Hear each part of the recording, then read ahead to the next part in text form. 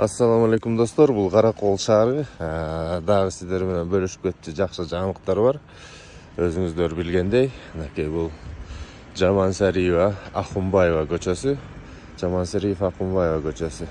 Жамансариев көчөсү ушу Ахунбаевага чейин өткөн жылы жасалган. Ал эми бул өйдө жакты кирпичный заводко кетчү жол калып калган болчу. Мына ушул жолду аягына чыгаралы деп быйыл азыркы учурда жасалуу иштери жүрүп жаткан кез. Биякта да толук стандарттар менен жасалып атыптыр. Биягынан көрсөңүздөр болот. Мына бияк кадимкидей тротуар.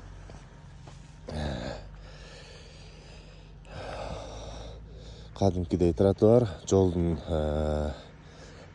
калыңдыгы жерден эле көрсөк болот. Ушунча асфальт болсо, бияктын да көрүнүшү абдан жакшы көрүнүштөргө ээ болот деген ишеничтер бар.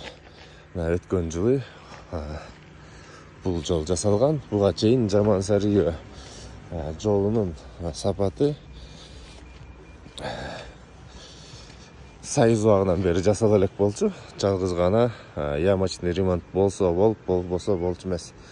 Өзүңүздөр көргөндөй, буюрса ушул жол аркы кирпичный заводко чейин жасалып берсе, биздин тургундарыбыздын жеңилдик алып келип берет. Анткени жакшы жол менен жүргөн абдан эле жакшы да. Унааларыбыздын асты бузулбайт.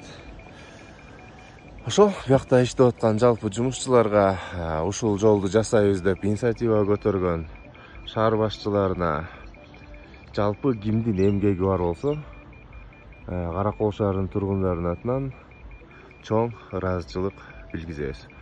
Жумуш мынакей арка башында болуп атыптыр. Азыр бияктан бул башында мына жумушчулар жүрүшөт.